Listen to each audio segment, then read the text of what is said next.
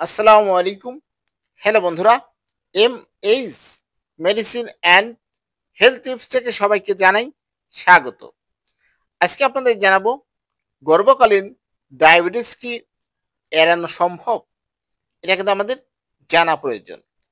দেশে আশঙ্কাজনক হারে বাড়ছে নারীদের গর্ভকালীন ডায়াবেটিসের সংখ্যা।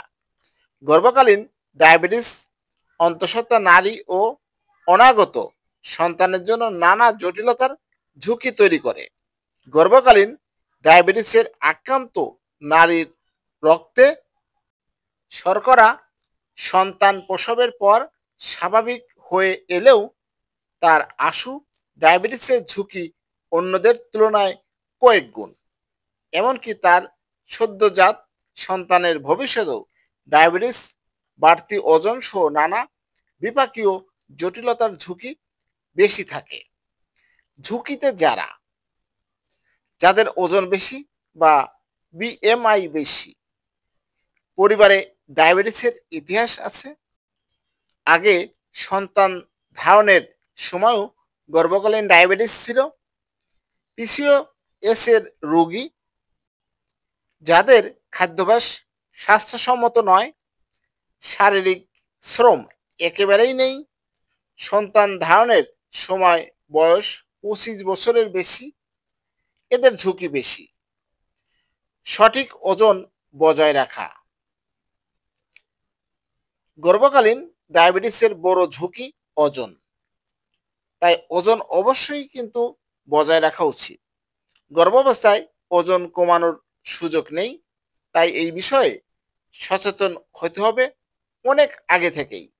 কৈশোরে তারুণ্য উচ্চতা অনুযায়ী সঠিক ওজন বজায় রাখার চেষ্টা করতে হবে, তবেই ভবিষ্যতে গর্ভকালীন ডায়াবেটিসের হার কমানো সম্ভব। সঠিক খাদ্যাভ্যাস। কম বয়স থেকেই মেয়েদের পুষ্টিকর সুষম খাদ্যাভ্যাসে অভ্যস্ত হতে হবে। গবেষণায় প্রমাণ করছে গর্ভধারণের পর কোনো বিশেষ ডায়েট গর্ভকালীন ডায়াবেটিসকে প্রতিহত করতে পারে না, বরং খুব কম শর্করা বা লো কার্বোডায়েট এনার্জি গর্ভস্থ সন্তানের জন্য বিপজ্জনক হতে পারে। তার চেয়ে সন্তান নেওয়ার কয়েক মাস বা বছরখানেক আগে থেকেই সঠিক খাদ্যাভ্যাস সুফল দিতে পারে। ব্যায়াম। গর্ভকালীনও ব্যায়াম করা সম্ভব। এটি গর্ভকালে অতিরিক্ত ওজন বা চর্বি জমতে বাধা দেয় এবং ফিট থাকতে সাহায্য করে।